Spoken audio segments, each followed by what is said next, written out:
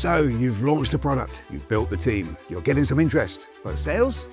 That's where things can get messy. Founders often assume that because they believe in the product, the market will too. But here's the reality. Early sales isn't about having the perfect pitch.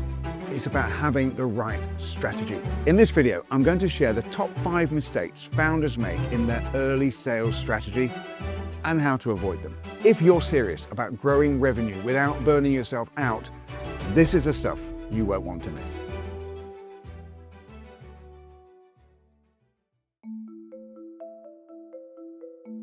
When you're starting out, it's tempting to say, we can help anyone.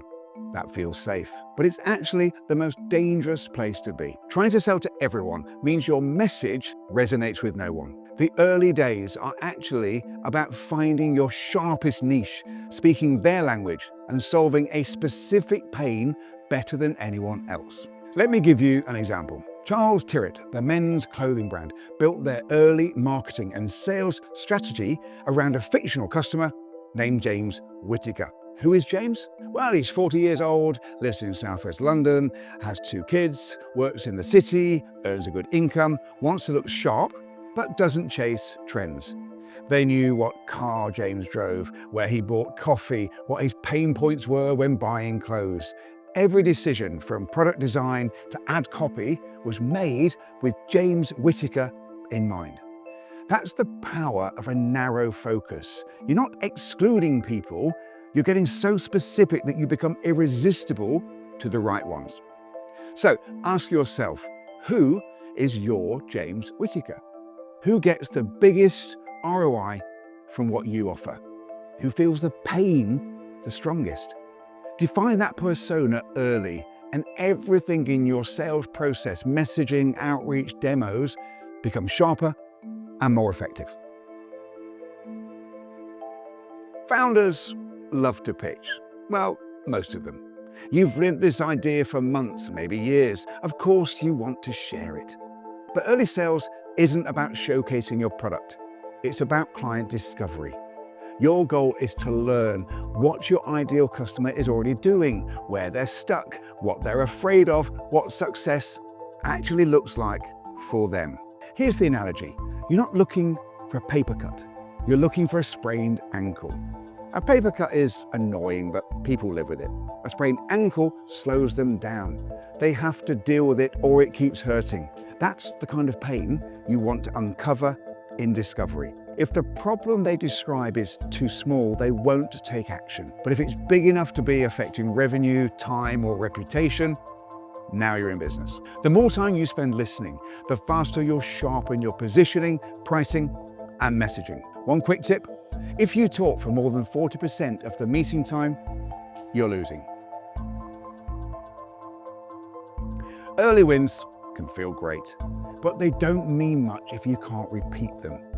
Too many founders rely on hustle instead of process. We got this client because I knew someone. We closed this deal because we offered a huge discount. But if you can't define how you win, you can't scale it. You need to document what triggers a lead, how you qualify them, what messaging works best, what objections you face, and how to handle them. Turn what you're doing into a repeatable system, not random sprints.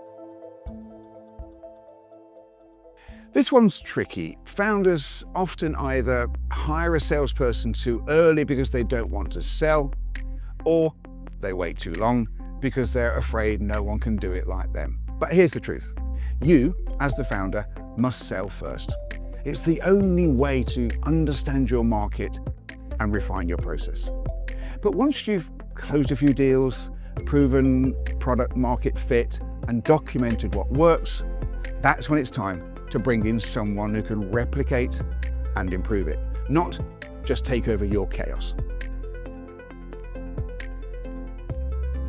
In early sales, it's easy to chase numbers, but chasing revenue without strategy leads to bad fit clients, churn, and stress. The early goal isn't just cash, it's clarity. Each call, each win, each no, that's feedback. Treat your sales meetings like product experiments. What worked, what didn't, why? Use early sales to learn faster than your competitors, That's how you build a business that lasts. So let's recap the 5 biggest sales strategy mistakes founders make. 1, trying to sell to everyone. 2, pitching instead of listening. 3, skipping process and relying on hustle. 4, hiring sales too early or too late. And 5, prioritizing revenue over insight. If you're making one of these mistakes, you're not alone. Every founder does. What matters is how quickly you spot it and fix it. If this has helped, hit the like button, subscribe, and drop a comment below. What's been your biggest sales lesson as a founder so far? Thanks for watching. Now go out there and sell smart.